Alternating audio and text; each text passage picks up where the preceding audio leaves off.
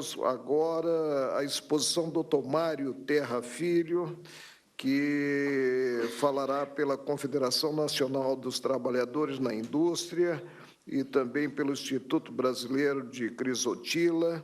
É doutor em pneumologia pela Universidade de São Paulo, USP. Atualmente é professor associado da citada universidade e chefe do grupo de pneumologia ocupacional e ambiental. Com a palavra, Sua Excelência.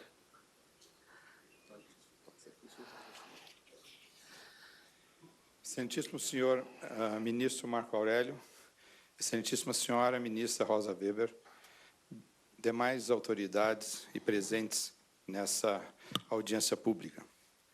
Eu devo dizer que, como um professor, esta ocasião ela é muito importante para mim, para que eu possa expor alguns resultados de uma pesquisa que foi por mim coordenada. Essa pesquisa foi uma demanda do governo brasileiro, que buscava uma série de respostas para alguns questionamentos que ainda, alguns respondidos, outros não. Por exemplo, eu andando pelas ruas de São Paulo, existirá a probabilidade de eu inalar fibras de amianto, de asbesto, caminhando pelas ruas do Rio de Janeiro. Mais ainda, nós temos um número superior a 25, 30 milhões de residências que são cobertas com telhas de fibrocimento.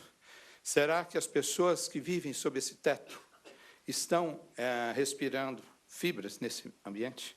Nessas comunidades que estão cercadas por esse tipo de forração de telhado, será que essas comunidades estão respirando muitas fibras de cimento? E será que aquelas pessoas que moram dentro dessas casas estão sofrendo agravos à saúde decorrentes de exposição de fibras? Então, na tentativa de se responder a algumas dessas questões, é que essa pesquisa ela foi gestada. Só complementando a minha apresentação, eu gostaria de reforçar que, nessa minha carreira, nesses últimos anos, eu publiquei 37 artigos. Destes, pelo menos 7 artigos foram sobre asbesto, e desses 9 artigos, desculpe, eles são originais. Eu quero dizer que eu não escrevi artigos opinativos, especulativos ou de revisão. Pelo menos 9 são originais, foram publicados na língua inglesa, e eles significam agregar conhecimento. Como eu antecipei, esse é um projeto que teve uma demanda do governo federal, mais especificamente do Ministério de Ciência e Tecnologia, que em 2005 ele aprovou um financiamento de R$1 milhão para que fosse empregado em projetos de asbesto e o meio ambiente. Entretanto, como contraparte, esse próprio Ministério colocou que deveria haver um aporte financeiro de partícipes, cadeia produtiva, universidades. De tal maneira que, para esse financiamento, também concorreu com R$1.062.000 o Instituto Brasileiro do Crisotila e também R$500 mil da Secretaria de Estado da Saúde de Goiás. Bem, projeto escrito, financiamento prometido. O primeiro passo para se desenvolver uma pesquisa é submetê-la a um comitê de ética. E ele foi feito no Comitê de Ético do Hospital das Clínicas da Faculdade de Medicina da Universidade de São Paulo, e ele foi aprovado no fim de 2006. Em 2007, com o projeto aprovado e com o aporte dos primeiros recursos, nós, então, iniciamos esse projeto. Ele foi desenvolvido num período de 4 anos e, em agosto de 2010, foi entregue ao gestor. O Ministério de Minas e Energia colocou como gestor desse projeto o CNPq, para que fizesse a gestão, tanto técnico-científica quanto financeira. E esse projeto foi aprovado pelo CNPq sobre esses aspectos técnicos-científicos em 2010. Participaram dessa pesquisa pelo menos 13 pesquisadores de 6 universidades brasileiras, 4 delas federais e 2 estaduais. Pesquisador do Instituto de Pesquisas Tecnológicas, Instituto Isolado, e do Hospital Otávio de Freitas do Recife. Concorrendo e participando, agregando a esses brasileiros, nós tivemos a participação do Dr. Eric Chatfield. O Dr. Eric Chatfield é um físico inglês que mora no Canadá e que desenvolveu uma metodologia para se quantificar fibras de asbesto no meio ambiente. Essa técnica que o Dr. Chatfield desenvolveu, ela é aplicada pelo governo norte-americano e diversos outros países do mundo. Esse é o projeto que é dividido, então, em duas partes.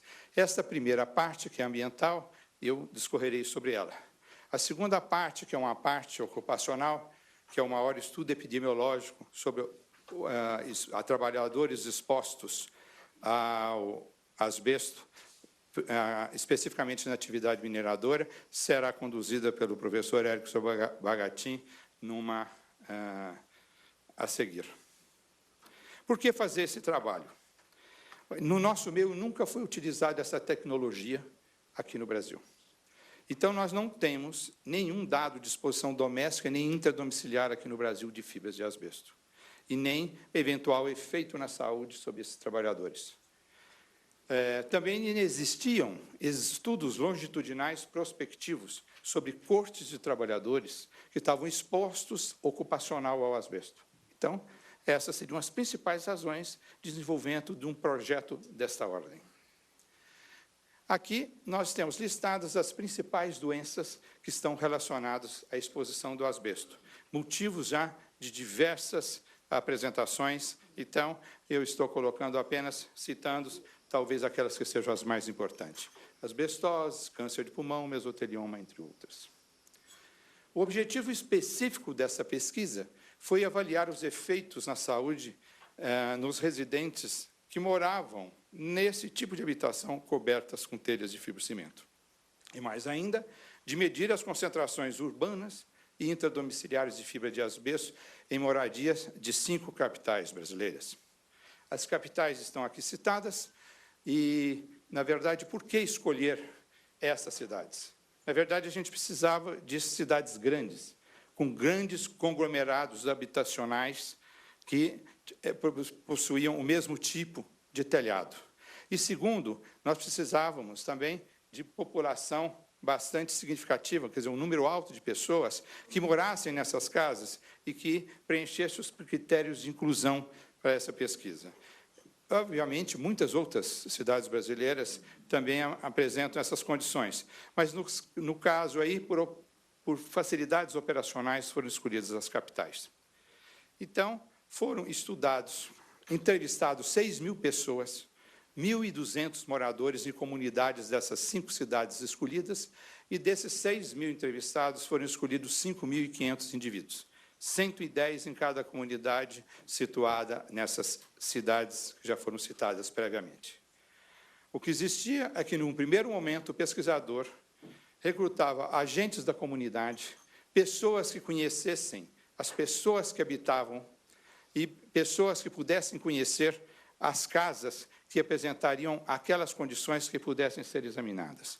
Então, após essa preleção que era feita pelos pesquisadores, esses agentes saíam em campo para entrevistar as pessoas e dessas pessoas, então, apresentarem aos pesquisadores que pudessem fazer uma seleção de uma maneira mais adequada. E, principalmente, porque muitas dessas comunidades existe uma grande dificuldade de locomoção e mesmo, algumas vezes, tem até, vamos dizer assim, uma falta de segurança para se definir e se conseguir obter as informações. Aqui, nós temos uma fotografia aérea da primeira comunidade estudada. Então, nós temos na parte da seta, uma parte homogênea em branco, que é a comunidade de Paraisópolis, onde tem mais de 50.000 moradias com esse tipo de cobertura. Se nós fizermos um contraponto, nós vamos poder ver, o pointer está um pouquinho fraco, ao lado são casas com o telhado alaranjado, que são telhados cerâmicos. Essas pessoas, para quem conhece, essa comunidade é colada ao bairro do Morumbi, tanto é que na parte esquerda superior nós podemos reconhecer o estádio e na parte do meio nós podemos reconhecer o Palácio do Governo de São Paulo.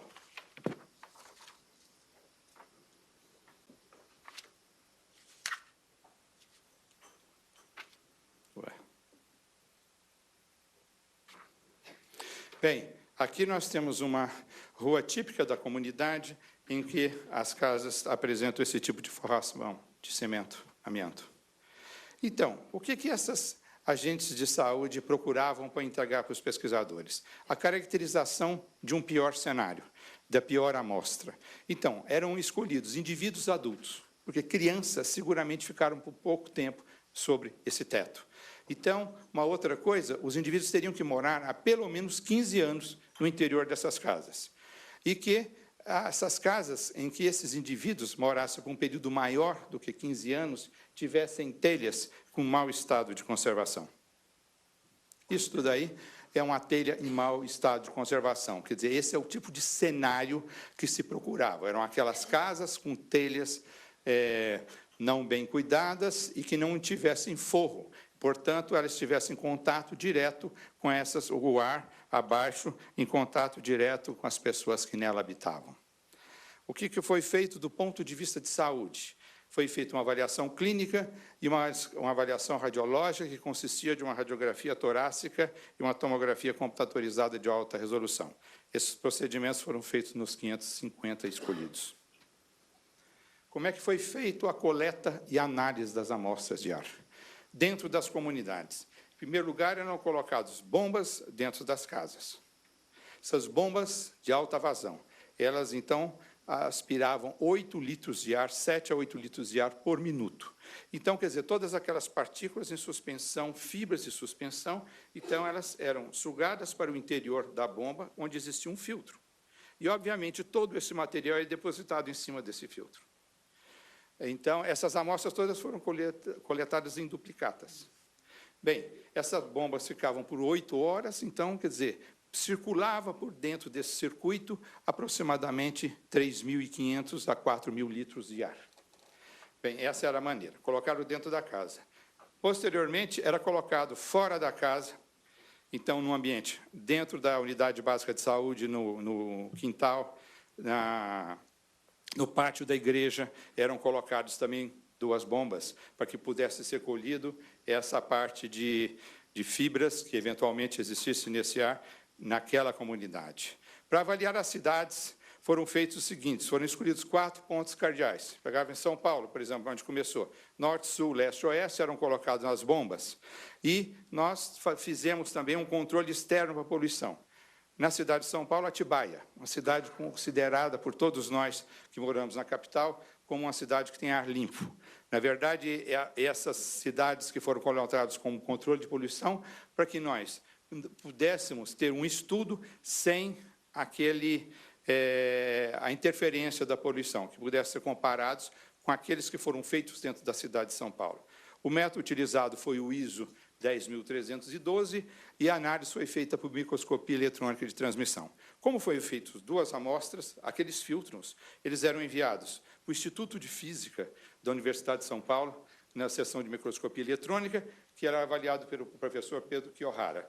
E o outro era enviado ao Canadá, que era analisado pelo professor Eric Chatfield. A bomba dentro de uma casa, as bombas num pátio da unidade básica de saúde, e o professor Eric Chatfield, no seu laboratório, fazendo a análise de filtros enviados da cidade de São Paulo, ele fazendo a sua análise com a microscopia eletrônica de transmissão. Bem, dos resultados, o que nós obtivemos? Nessa população estudada, 92% estavam entre 31 e 70 anos. Nós queríamos indivíduos na idade adulta e tivesse ainda com toda a sua capacidade laborativa. Então, foram esses que foram os resultados que nós obtivemos. Tivemos, do sexo, uma predominância de 76% do sexo feminino, bastante esperado, visto que nessas comunidades a mulher é a que fica muito mais tempo dentro desse ambiente, do ambiente doméstico. Portanto, é um resultado bastante esperado. Fizemos uma avaliação para as pessoas, há quanto tempo elas moravam naquela mesma casa? 35 anos em média. Nós tínhamos esperado, colocado como um conte acima de 15, tivemos uma média de 35 anos, sendo que 90% desses moravam há mais de 20 anos. Na avaliação clínica e radiológica, não foram encontradas doenças relacionadas ao asbesto e predominaram achados radiológicos compatíveis com outras doenças pulmonares pregressas. O que quer dizer isto? Na verdade, nós encontramos uma série de nódulos pulmonares calcificados, nós encontramos estrias que eram compatíveis com processos tuberculosos sequelares, nós encontramos uma doença chamada sarcoidose, encontramos nódulos reumatoides e encontramos, em 2 casos, doença que não era pregressa, era ativa, e ele foi tratado durante a pesquisa. Quanto às amostras, as amostras nós tivemos dentro do ambiente interno. Quantas amostras foram coletadas? 72. Então, foram 30 na cidade de São Paulo, Goiânia, Salvador, assim sucessivamente. E naqueles ambientes externos, quer dizer, na comunidade e nos pontos controle, foram colhidas 88 amostras. Dessas, quais foram os resultados obtidos com relação à concentração de fibras? Dentro do ambiente domiciliar, dentro daquelas casas que tinham aquele tipo de forração, 21 das amostras foram negativas e 1 foi positiva. Isso são fibras acima de 5 micra. É muito importante esse detalhe, visto que essas é que são agressoras ao aparelho respiratório. A fibra identificada foi uma crisotila e a concentração está aí descrita. No ambiente extradomiciliar, ainda, com a análise de fibras acima de 5 micra, nós observamos o seguinte: 25 amostras, o exame foi negativo. Em 5 foi positivo. 4 encontramos fibras de crisotila e 1 de anfibólio. Então, nós temos aqui do lado as concentrações em fibras por centímetro de cúbico de ar que isso representa. Esses cálculos todos foram feitos no Canadá pelo professor Chatfield. Bem, quando nós comparamos esses resultados com outros da literatura, o que nós observamos? Nós observamos aqui na vertical a concentração de fibras nesse gráfico, e na porção vertical os países onde foram feitas as coletas. O ponto verde no nosso estudo significa os valores maiores. O ponto vermelho significa os valores menores. Então, numa análise rápida desse gráfico, nós podemos observar que a concentração de fibras obtidas nos nossos estudos é bastante semelhante àquelas observadas em outros países. No outro lado, quando nós vamos comparar os valores obtidos por nós, perto de moradias que utilizavam asbesto, e comparamos com estudos que também em outros países fizeram, não com casas com cobertura de fibrocimento, porque se nós formos ver na Polônia, na Alemanha, não existe esse tipo, mas o asbesto é empregado nas construções de uma maneira que não especificamente para o telhado. O que foi observado? Nos nossos estudos, o valor foi bastante semelhante àqueles que foram medidos naqueles países que estão assim citados. Mais ainda, esse é o trabalho de Lee, é o maior trabalho norte-americano, que fez mais de 4.000 amostras fora do domicílio e 2.000 amostras dentro dos domicílios. Eles pegaram sempre edifícios também que tinham asbesto na sua constituição e fizeram medidas no ambiente externo. Mais uma vez, se nós formos observar os nossos trabalhos, nós vamos ver que os nossos valores foram bastante semelhantes àqueles obtidos também na literatura.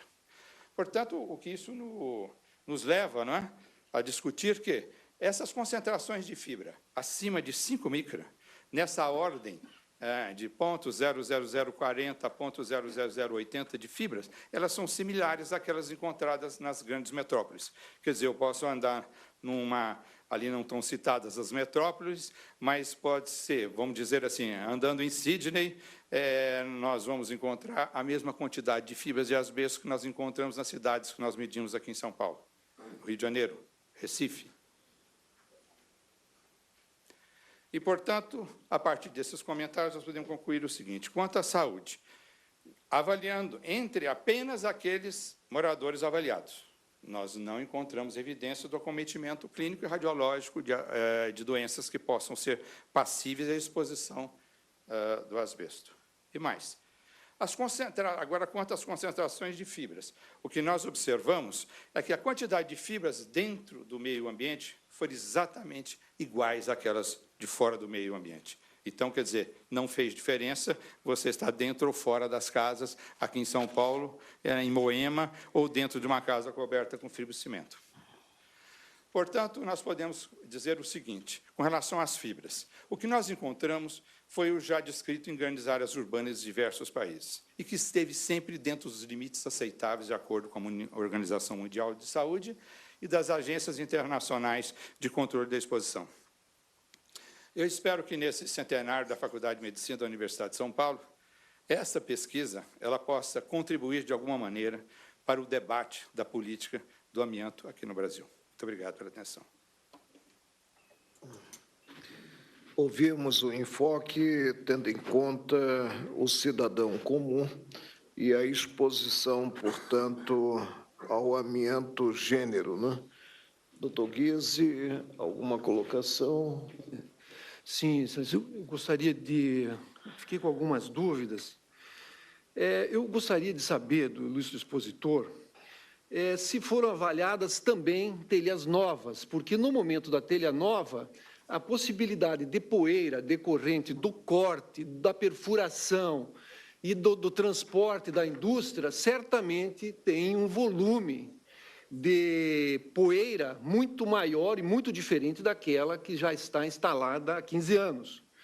Esse é um aspecto. Também vejo que essa pesquisa ela buscou verificar a exposição em telhas inteiras. E também pergunto por que só foi feita pesquisa de exposição em telhas inteiras e não na poeira causado pelo uso na indústria, pelos rejeitos, pelo uso dos rejeitos, pela poeira causada pelas minas, nas famílias dos trabalhadores, nesse tipo de indústria. Por que a indústria proíbe tal pesquisa e financia essa? Essa é a minha dúvida. Desculpe. Eu preciso só entender se eu entendi todos os pontos do seu questionamento. A atuação do nosso fiscal da lei. Em primeiro lugar, a indústria financiou, vou começar pela última, se o senhor me permite, a indústria ela financiou como uma contraparte solicitada pelo governo brasileiro. Essa pesquisa foi feita pelo governo brasileiro. O dinheiro foi dado pelo Ministério de Ciência e Tecnologia e do governo do Estado de Goiás. Segundo, a pesquisa, o propósito dela, nessa sua primeira parte, era ver o ambiente. Essa parte ocupacional, essa parte do rejeito, ela não fez parte do projeto de pesquisa. De momento algum, nós não estudamos nesta pesquisa a parte ocupacional. A parte ocupacional, existe uma segunda parte, que ela será apresentada pelo professor Érico Subagatin. Ela tem duas vertentes. Nesta primeira, não foi feito qualquer estudo ocupacional. Está bem? A problemática da telha nova, telha velha... Sim, veja, o que tentou se construir, então, é assim, ação no morador. Não, então, teoricamente, nós deveríamos esperar que quanto mais velha, quanto mais antiga que fosse a telha, talvez fosse aí que nós encontrássemos um pior cenário. A parte de instalação, a parte aguda do processo, não foi o motivo dessa apresentação. Essa que foi a verdade. Nós não mexemos com telhas novas e, pelo contrário, como eu coloquei para o senhor, 35 anos eram a média das telhas que nós avaliamos. A ideia, o conceito é que quanto mais velha ela fosse, maior seria a chance de nós podermos, eventualmente, descobrir fibras no ar. Satisfeito? Na verdade, ainda permanece, Excelência, a dúvida, porque a indústria financia esse tipo de pesquisa e entra com medidas judiciais para impedir aquele outro tipo de pesquisa que era justamente nos trabalhadores. Portanto, fica uma interrogação com relação a isso, embora não seja, obviamente, tarefa do ilustre pesquisador o encargo de responder essa questão. Obrigado. Vamos prosseguir. Para encerrar essa primeira parte do período vespertino, dou a palavra ao doutor Erickson Bagatin, professor da área de saúde do trabalhador, da Unicamp, que falará também pela Confederação Nacional dos Trabalhadores na Indústria, CNTI, e pelo Instituto Brasileiro de Crisotila.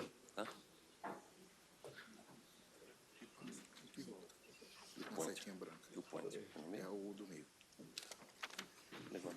Apenas, antes da fala do expositor, registrar a presença do deputado estadual Marcos Martins, que é sindicalista e tem formação em administração de empresas e integra o Partido dos Trabalhadores.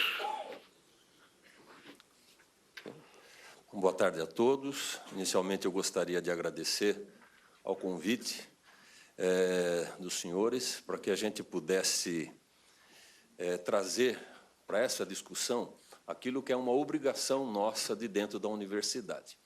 Acho que a universidade tem entre as suas missões produzir conhecimento e fazer com que esse conhecimento atinja a sociedade. E nada melhor do que aqui, né, que esta casa que representa a Corte Superior do nosso país, representando a sociedade aí de uma forma bastante convincente. Então, eu agradeço essa oportunidade, que essa é a nossa missão. Eu acho que, durante a manhã e agora à tarde, a gente está percebendo uma polarização. Eu gostaria que ficasse entendido aqui, senhor ministro, senhores ministros, que o nosso objetivo aqui é trazer o conhecimento científico, para que isso possa, de uma certa forma, contribuir para que o embasamento das suas decisões seja a mais rigorosa e científica possível. Eu sou um dos responsáveis pelo projeto Asbesto. E a questão que a gente coloca é a seguinte. Bom, em primeiro lugar, o que é o projeto Asbesto? Então, é o mais abrangente estudo epidemiológico já realizado no Brasil, com uma metodologia adequada para que a gente pudesse avaliar os efeitos na saúde decorrentes da exposição ao amianto. Esta é a razão desse estudo. E por que ele foi feito? Porque o Brasil já usa o amianto há mais de 100 anos. Como os senhores viram pela manhã, é o terceiro maior exportador do mundo. Tem milhões de coberturas. Tem mais de 50 mil trabalhadores que já foram expostos apenas na atividade da mineração e do fibrocimento. E nenhum estudo com uma metodologia adequada até 1996. Então, esta é a razão por que a universidade se lançou para fazer esse tipo de investigação. O projeto Asbesto ele começa com uma primeira parte, que é essa que está aí. Nós, num primeiro momento, olhamos para a morbidade, quer dizer, as pessoas que adoecem, e a mortalidade, as pessoas que morreram por causa do asbesto, nesse período de 1940 a 1996. E a pesquisa dentro da universidade, mesmo fora dela, a gente planeja, executa e divulga. E a nossa divulgação está aí. Esse estudo foi publicado numa revista das mais importantes da Europa, do Reino Unido, que tem um grande impacto dentro da literatura científica. Então, cumprimos com a nossa obrigação de elaborar, executar e divulgar nos melhores fóruns internacionais. Essa pesquisa, a minha figura, aí eu estou colocando o porquê que eu fui conduzido o coordenador desse projeto. Eu tenho como linha, eu sou um médico, eu sou um pesquisador, e a minha linha de pesquisa é sobre doenças respiratórias, ambientais e ocupacionais. Eu sou um pneumologista e, dentro da universidade, eu tenho essa linha de investigação há mais de 25 anos. Já publiquei, eu tenho uma publicação expressiva que está aí, nos diapositivos. Já ajudei o governo, já participei de comissões dentro do governo para a elaboração de algumas normas, especialmente de incapacidade e disfunção nas pneumoconioses, e ainda sou coordenador de um ambulatório dentro da Unicamp. Desde 1989, eu coordeno esse ambulatório que atendemos esses pacientes com possíveis doenças respiratórias originadas no ambiente de trabalho. O projeto Asbesto, na primeira fase, ele teve essas instituições, são professores, são pesquisadores dessas instituições. As três principais instituições públicas, as universidades públicas do Estado de São Paulo, a Fundacentro. O professor Eduardo Algrante, da Fundacentro, participou de um determinado período dessa investigação, e nós também buscamos o apoio da Divisão de Geologia do Instituto de Pesquisa Tecnológica de São Paulo. Com o intuito de aprimorar a nossa investigação, nós fomos em busca de quem sabia muito sobre esse assunto, que eram os pesquisadores, especialmente do Reino Unido e do Canadá. Então, nós buscamos apoio da professora Margaret Becklake, que é professora emérita de Epidemiologia, Bioestatística e Saúde Ocupacional da Universidade McGill, de Montreal, no Canadá, do professor John Corbett MacDonald, que é um professor emérito do Imperial College de Londres, uma das maiores autoridades nesse assunto, e do professor Nestor Miller, que é o chefe da divisão de doenças de radiologia torácica da Universidade da Colômbia Britânica, em Vancouver, para poder fortalecer a nossa metodologia de investigação. Aqui eu coloco para os senhores, então, o intuito do projeto Asbesto. Numa primeira fase, nós investigamos os trabalhadores da mineração. E numa segunda fase, nós fizemos a continuação dessa investigação dos trabalhadores e também foi realizada esta primeira parte que o professor Mário Terra Filho comentou anteriormente, que é o estudo sobre o impacto ambiental. Na primeira fase, eu fui o coordenador, desculpe. Na segunda fase, o professor Mário Terra Filho, como está colocado. Quais foram os dois períodos? O primeiro projeto, ele foi realizado entre 1997 até o ano 2000. O segundo projeto, de 2007 a 2010, e teve um financiamento dessa ordem de valores que os senhores estão vendo aí. Na primeira fase, quase R$2 milhões, e na segunda fase, 2,5 milhões, conforme o professor Mário Terra colocou. Totalizando, e é um item importante, aproximadamente quase R$5 milhões. Para o nosso país, para a pesquisa brasileira, isso é muito dinheiro. Então, esse dinheiro tem que ser usado com bastante cuidado. A fase 1 e a fase 2, este aqui é uma colocação que eu considero da máxima importância para o entendimento dos senhores, que é o seguinte, é a caracterização de um estudo longitudinal. Eu estou pegando especialmente uma população, que eu vou mostrar com mais detalhes, que ela é admitida na empresa a partir de 1980. E nós seguimos essa população até 2010. Então, isso é um período de observação de 30 anos, com 2 estudos de intervenção, caracterizando, então, dessa forma, um estudo epidemiológico do tipo longitudinal, que são os mais robustos. Do ponto de vista científico, são estudos que têm a maior consistência, porque eles têm o maior poder estatístico. E têm as suas desvantagens. Tem um custo extremamente elevado, um custo alto, e muito tempo para a gente realizar.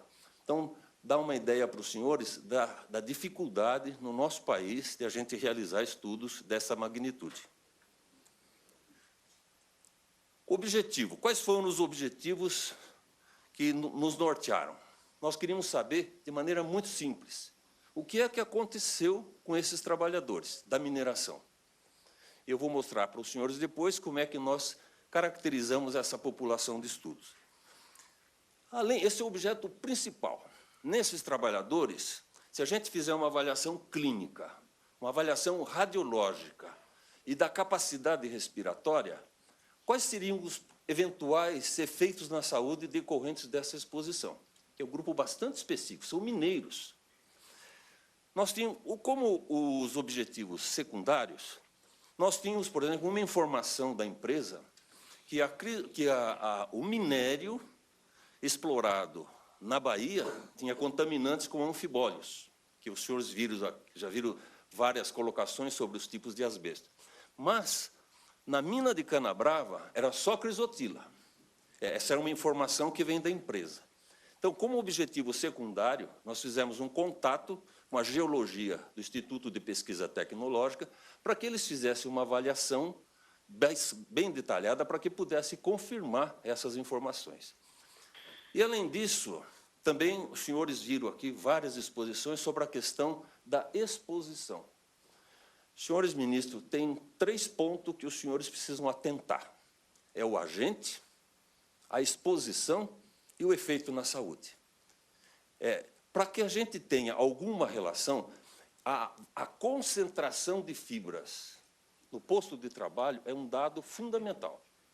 A doutora Irene fará uma apresentação sobre esse tópico, portanto, eu não vou entrar em detalhes. Mas eu gostaria de chamar a atenção dos senhores para esses 3 enfoques. Vários tipos de asbestos, as concentrações que essas pessoas ficaram expostas, né? E a medição disso ao longo do tempo. Então, para isso, nós analisamos a concentração de fibras por centímetro cúbico de ar durante um longo período nesses 2 projetos, nesses 2 períodos desse projeto. Aqui é só um diapositivo para mostrar a localização das minas, a mina do sul da Bahia, em Poções, São Félix, a mina de São Félix, e a mina de Minaçu, que já foi mostrada aqui em outras apresentações. E esta aqui é a caracterização da nossa população de estudo. Nós avaliamos 4.220 trabalhadores. E este aqui é um diapositivo para mostrar para os senhores como é que essa população de estudo foi composta. Então, para ficar bastante claro, aquela primeira parte, o grupo 1, vamos chamar assim, são trabalhadores da Bahia. São cerca de 195 trabalhadores que foram admitidos lá de 1940 a 1967. Eles têm exposições a 2 tipos de asbesto, a crisotila e a tremolita. As concentrações médias de fibra são dessa ordem de valor, 20 fibras por centímetro cúbico de ar, e essa mina foi fechada em 67. O grupo intermediário são trabalhadores já admitidos na mina de Canabrava, em Goiás. Eles têm esse número, 3.021, a exposição somente ao crisotila e tem essas concentrações de fibras. O detalhe, o cenário aqui é que, a partir de 1977, começaram a implementação das medidas de proteção coletiva, que se concretizaram a partir de 1980.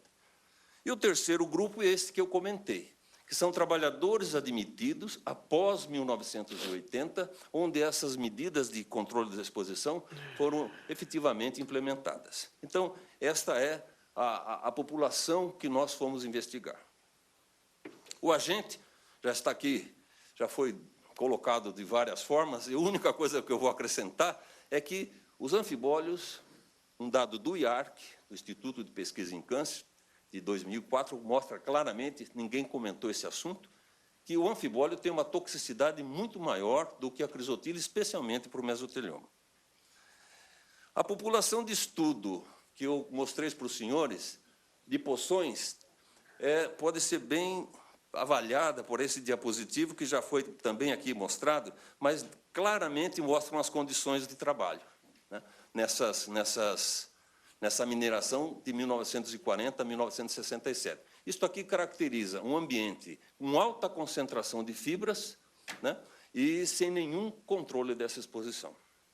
Essa é a fase intermediária, trabalhadores que foram admitidos a partir de 1967, já na mina de Canabrava. Nos primórdios dessa mineração, também o controle dessa exposição não era executado de maneira adequada.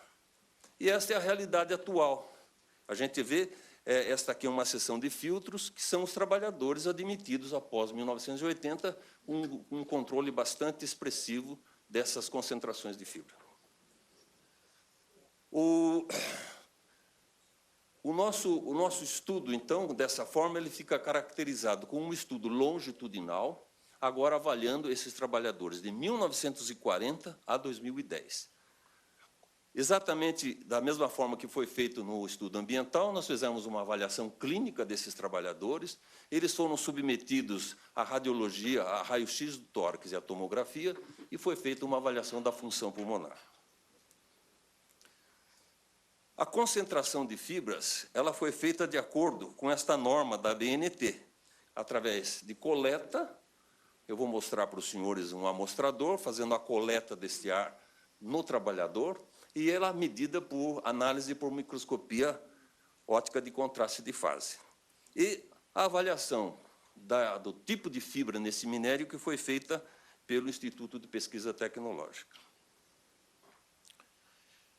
Esse aqui é um diapositivo para mostrar esta avaliação. Esse trabalhador, ele tem uma bomba coletora que fica colocada na cintura e tem um coletor a um nível do trato respiratório. Esse monitoramento é para que se faça o cálculo da concentração de fibras por centímetro cúbico de ar durante as jornadas de trabalho. Os nossos resultados. Então, naquele grupo da Bahia, naquelas condições, nós encontramos essa situação. São 195 trabalhadores avaliados, encontramos 16 casos de asbestose. Nos trabalhadores da mineração, a partir de 1968, que o mineral é apenas a crisotila, de 3.021 trabalhadores, foram identificados 48 deles com asbestose. E no grupo de trabalhadores que foram admitidos após 1980, nenhum caso de asbestose foi identificado. Em relação às placas pleurais, nós temos esses resultados. De novo, de 195 trabalhadores, 74 deles, uma ocorrência de 38% desses trabalhadores com placas pleurais. 2,7% nos trabalhadores do período intermediário e, em 2 indivíduos admitidos após 1980, nós identificamos placas pleurais, caracterizando 0,2 percentual. Este aqui é um dos pontos bastante polêmicos, que é a questão do câncer. Então, aqui tem um dado importante. Na primeira fase de estudo, nós tivemos 3 casos de câncer identificados durante a avaliação da morbidade. Quer dizer, quando nós fomos avaliar do que esses trabalhadores adoeciam, nós encontramos 3 casos. E no estudo da mortalidade, nós encontramos 4 indivíduos. E o nosso estudo de mortalidade tem uma característica que é um diferencial, não vou entrar em detalhes, mas os estudos de mortalidade no Brasil se baseiam no atestado de óbito apenas. Nesse estudo, além do atestado de óbito, nós fazíamos entrevista com a família e análise de prontuários. Dessa forma, encontramos 4 casos e apenas um caso de mesotelioma foi identificado no estudo da mortalidade. Era um trabalhador da Bahia, de Poções, cuja família informou e o atestado de óbito colocava hemorragia digestiva alta e, na investigação, viu-se que era um mesotelioma de peritônio, com metástase para o aparelho digestivo e, consequentemente, a doença. Na segunda fase do projeto, não foi feito estudo de mortalidade, por razões metodológicas. E nessa, nós encontramos 6 casos de câncer de pulmão. O que nós podemos, desses estudos, esse estudo não foi dirigido, ele não foi utilizado para estabelecer o nexo causal, porque esta é uma questão bastante controversa dentro da literatura científica. Quando que o câncer é decorrente apenas pela exposição ao asbesto, quando tem outros fatores contribuintes. Então, isto é um assunto que necessita de investigação específica. Então, nesse estudo, nós não tivemos dados suficientes para que a gente pudesse estabelecer essa relação causal. A concentração de fibras no posto de trabalho, vocês já viram aqui, é da ordem de 0,1 fibra por centímetro cúbico de ar, e ela variou nesse intervalo de 0,09 a 0,0869. A investigação do corpo do minério pelo IPT não identificou asbesto, anfibólio asbestiforme, na mina de Canabrava. Então, como discussão final, eu queria deixar essa situação que nós encontramos. Ficou muito claro que, após essa implementação dessas medidas de proteção coletiva, a partir dos anos 80, não foram, essas ocorrências das doenças, elas foram muito reduzidas quando a gente compara com os outros 2 grupos, uma redução bastante expressiva. Outra coisa que eu queria deixar bastante enfatizada para os senhores é isso. De novo, eu gostaria de reforçar, é um estudo longitudinal. São 30 anos de observação dessa população, com 2 intervenções. Então, isto é um estudo que nós reputamos como de muito poder estatístico. E o que nós observamos? Nessa exposição apenas ao crisotila, nesse nível de exposição, que variou nesse período de 2 fibras por centímetro cúbico de ar a 0,1 fibra, não foram observadas doenças do pulmão e apenas 2 casos de placas pleurais foram identificados nesta casuística. Aqui está reforçado que o estudo epidemiológico longitudinal já é o mais abrangente já realizado em nosso meio.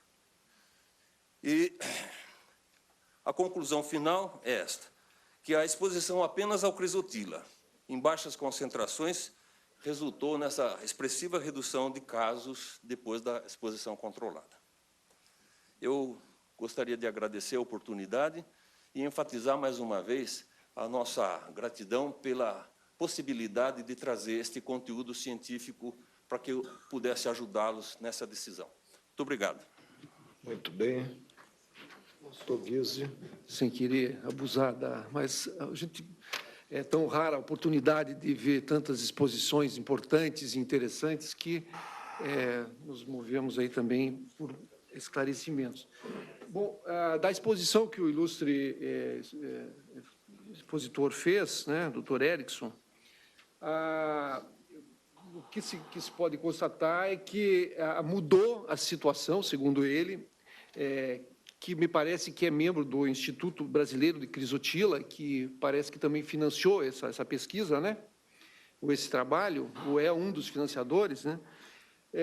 Que mudou a situação na fábrica, mas que na cadeia de consequências, na utilização do produto, inclusive nos rejeitos, essa questão, nenhum estudo e nada teve capacidade de alterar essa realidade. Me parece que esse foi um ponto que ficou evidente. Também, do que se pode concluir também da exposição do ilustre doutor Erickson, é que a norma do INSS, que estabelece, o que concluiu e que estabeleceu que a aposentadoria de pessoas que trabalham nessa área não precisam mais ser de 20 anos, agora podem ser de 30 ou 35, porque o problema dos trabalhadores na indústria, que são aqueles que ficam classificados como expostos ao risco, já não existiria mais. Esse é um outro ponto que me parece que ficou. E também insisto naquela questão do motivo, que eu gostaria ainda de saber, do motivo pelo qual essas pesquisas na fábrica e nos arredores da fábrica estão estritamente vinculadas a membros de um Instituto Brasileiro de Crisotila, ou coisa, enfim, pessoas dessa área, mas não aberto para as pesquisas ou mesmo para o Ministério da Saúde desenvolver o seu trabalho de acordo com a regulamentação que havia estabelecido e que foi objeto de impugnação no Superior Tribunal de Justiça. Obrigado. Eu vou responder. Se eu omitir alguma questão, por favor, o senhor me pontue. Porque, assim, olha, veja bem, o senhor viu a dificuldade que é realizar esse estudo. Então, veja bem, um estudo ele tem que ser muito bem planejado. Então, o que nós decidimos? Vamos começar pela mineração. O senhor imagina, é só para os senhores terem uma noção, deslocar uma equipe de pesquisadores de São Paulo para o sul da Bahia, para o norte de Goiás, né? A logística disso, porque, veja bem, os trabalhadores que estão na ativa, é muito fácil, a gente recruta e eles vêm. E aqueles outros tantos que já saíram? Como é que nessas regiões, ele trabalha na mina. A grande maioria deles, quando sai da mina, eles voltam para a zona rural. Então, nós já sabíamos dessa dificuldade. Então, do ponto de vista científico, para a gente não querer fazer uma coisa de mais abrangente e não fazer nada, é preferível que a gente planeje. Então, o nosso planejamento inicial foi: vamos avaliar os trabalhadores da mineração. Numa segunda etapa, se possível, vamos avaliar outros tipos de exposições. Mas nós precisamos, sabe, fazer essas coisas com bastante coerência, porque senão, de novo, fica panfletagem, né? Não tem o fundamento científico. Então, isto foi, inclusive, orientação do pessoal externo. Olha, Para de sonhar alto, faz uma coisa por vez, bem feita, profunda, e depois vai envolvendo outras situações. A questão do financiamento, o senhor colocou na colocação do professor Mário Terra Filho, a minha opinião pessoal, isso é o responsável pelo grande atraso da investigação científica no país. O que tem o dinheiro privado de diferente do público?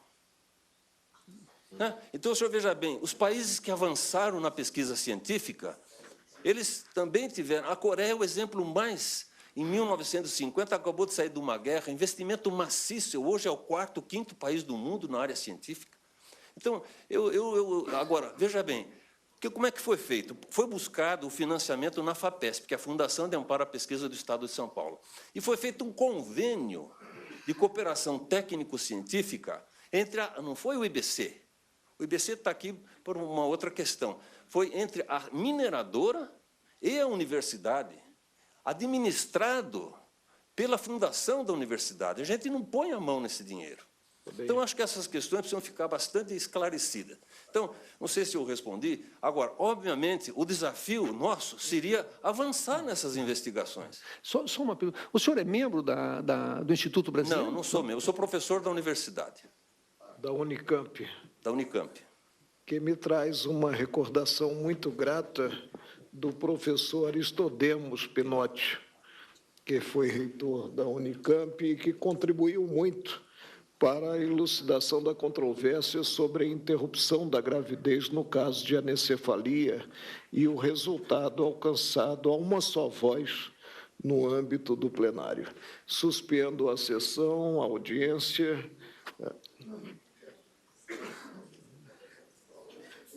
Suspendo a audiência por 15 minutos e retornaremos logo a seguir.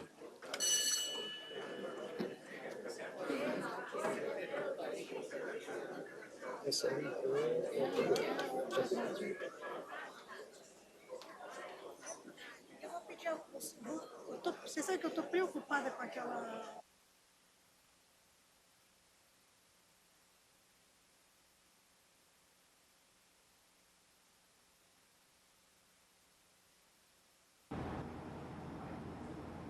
Você está acompanhando pela TV Justiça a transmissão ao vivo da audiência pública sobre o uso do amianto na indústria brasileira. Daqui a pouco a gente volta com a continuação dos debates sobre o uso do amianto na primeira turma do STF.